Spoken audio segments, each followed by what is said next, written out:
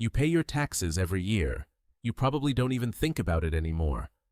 The money leaves before you ever touch it, pulled straight from your paycheck automatically, without your permission. And you accept it because everyone does. Because that's how it works. Except it doesn't work that way for everyone. There are people in this country, some of the wealthiest humans alive, who earn billions of dollars and legally pay almost nothing in federal income tax. Not because they cheat, not because they have offshore accounts in the Cayman Islands, because they understand something about the tax code that nobody ever taught you. Something so simple, so structural, so hiding in plain sight that once you see it, you can't unsee it. They use debt, on purpose, strategically, and it makes them richer every single year. Here's what's actually happening. When you earn money, when your employer pays you a salary, the government sees that as income, taxable income. You get taxed on it before you even cash the check. It doesn't matter how much you needed that money. It doesn't matter that you worked for it. The IRS sees a transaction, and they take their cut first. But when you borrow money, something different happens. A loan is not income. The IRS does not tax loans. You can walk into a bank, borrow $10 million, spend every dollar of it, and owe the government nothing on that transaction. Because technically, you have to pay that money back. It's a liability, not a gain. Billionaires figured out a long time ago that if you structure your life so that you never actually sell your assets, you just borrow against them, you can live on borrowed money that the government can't touch. And then you die. And your heirs inherit your assets at a stepped-up cost basis, meaning the capital gains that built up over your entire lifetime simply disappear. The tax bill that should have come never comes. This isn't a theory. ProPublica published an investigation in 2021 using leaked IRS data that revealed the true tax rates of America's wealthiest people. Jeff Bezos paid zero federal income tax in 2007 and again in 2011. Elon Musk paid zero in 2018. Michael Bloomberg paid zero in 2018. These aren't mistakes. These are results of a system working exactly as it was designed, just not for you. So how does it actually work? What are the specific mechanics that turn debt into a tax-free income stream for the ultra-wealthy? The first move is called buy, borrow, die. And it is exactly what it sounds like. You buy an asset, a stock, a piece of real estate, a business. The asset grows in value. You don't sell it. Instead, you borrow against it. The bank gives you a loan using your asset as collateral. You get cash. You spend the cash. You owe no taxes on it. Then, you use the asset's own growth, dividends, rental income, business profits, to make the minimum payments on the loan. Your cost of living is paid by borrowed money. Your wealth keeps compounding. And when you eventually die, your estate inherits everything at a stepped-up basis, erasing the embedded capital gains tax that should have accumulated over decades. The second move involves something called a securities-backed line of credit, or SBLOC. This is how billionaires get day-to-day cash without selling a single share of stock.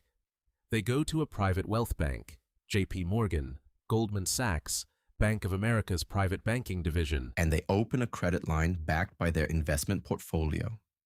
They can borrow up to 60 or 70% of their portfolio's value, sometimes more, at interest rates that are often lower than a standard mortgage. They draw on this line whenever they need cash. They pay it back with dividends or with future borrowing. Their portfolio keeps growing. The government sees no income. The loan was never taxable. The interest they pay on that loan? In many cases, it's deductible against their investment income. So the act of borrowing doesn't just avoid taxes, it actively reduces them. The third move is real estate, and this one affects people at income levels far below the billionaire class. Real estate has a built-in tax shelter called depreciation.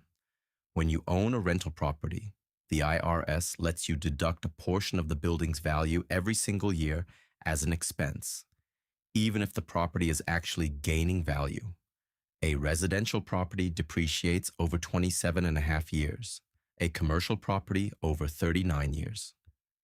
What this means in practice is that you can be earning rental income that shows up as a loss on paper, shielding not just your rental income from taxes, but potentially your other income too.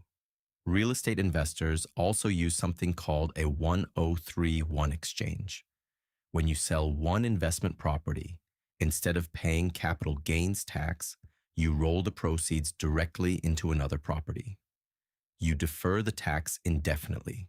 You can 1031 exchange your entire life, building a real estate portfolio worth tens of millions of dollars, and never pay the capital gains tax that should have been triggered dozens of times along the way.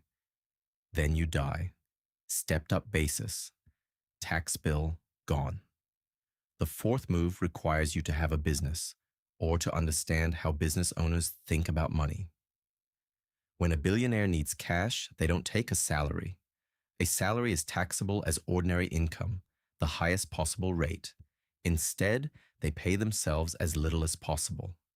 They run personal expenses through the business wherever legal. Private planes, real estate, vehicles, meals, travel. These are deductible business expenses. What's left gets taken out through dividends or long-term capital gains, which are taxed at a maximum of 20% rather than the 37% top rate for ordinary income.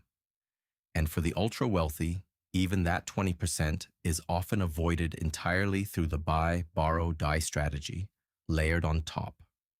In 2021, researchers at the Department of the Treasury published a study estimating that the wealthiest 400 American families pay an average effective federal income tax rate of just 8.2%. The average American worker pays more than that. A teacher in Ohio, a nurse in Georgia, a warehouse worker in Texas, all paying a higher effective tax rate than some of the wealthiest families in human history. The fifth move is philanthropy, but not the kind you're picturing. When a billionaire donates to a charitable foundation, they get a tax deduction for the full market value of the asset donated. Say they bought stock for $1 million that's now worth $50 million. If they sold it, they'd owe capital gains tax on the $49 million gain. If they donate it to their private foundation, they skip the capital gains entirely and get a deduction for the full $50 million value. The foundation then has that money available to spend on grants, yes, but also on salaries for family members, travel, administrative expenses, and causes the family controls completely. This isn't illegal. It's structured charity, and it's one of the most powerful tax shields available to anyone with appreciated assets. Economist Emmanuel Saez at UC Berkeley, who has spent decades studying wealth inequality, put it plainly.